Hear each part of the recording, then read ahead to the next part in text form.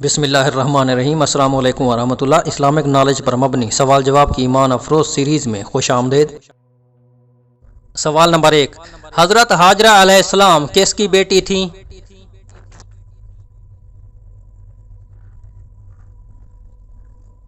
ایک روایت کے مطابق حضرت ہاجرہ علیہ السلام بادشاہ مصر کی بیٹی تھیں، اور عین الشمس کے بعض افراد کی جانب سے بادشاہ مصر کے خلاف اٹھنے والی بغاوت میں آپ علیہ السلام اسیر ہو کر مصر کے نئے بادشاہ کی کنیزی میں آ گئی تھیں۔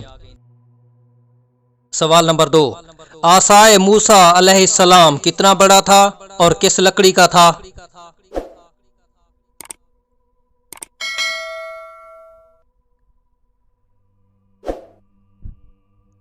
حضرت موسیٰ علیہ السلام کا عصا مبارک، جس میں یہ معجزہ تھا کہ فرعون کے ساحروں کے مقابلے میں یہ سانپ یا اژدہا بن گئی تھی، مروی ہے کہ یہ عصا جنتی آس کا تھا۔ آپ علیہ السلام کے قد کے برابر یعنی 10 ہاتھ لمبا تھا، اور اس میں 2 شاخیں تھیں جو تاریکی میں روشن ہو جاتی۔ نوٹ فرما لیں، ایک ہاتھ کی لمبائی 18 انچ مانی جاتی ہے، تو اس حساب سے آپ اندازہ لگا لیں کہ حضرت موسیٰ علیہ السلام کا قد اور عصا مبارک کتنا لمبا تھا۔ سوال نمبر 3، اللہ تعالیٰ نے سب سے زیادہ حسن و جمال کس عورت کو عطا فرمایا؟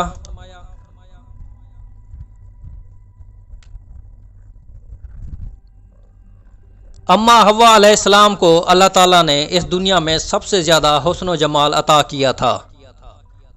سوال نمبر 4، حضرت ابراہیم علیہ السلام کے لیے نمرود کی جلائی آگ کتنی بڑی تھی؟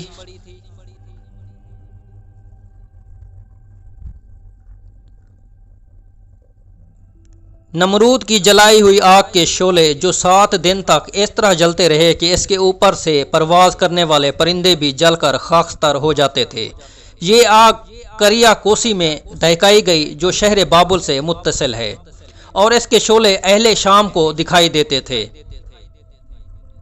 سوال نمبر 5، حضرت ابراہیم علیہ السلام کو جلتی آگ میں کیسے ڈالا گیا؟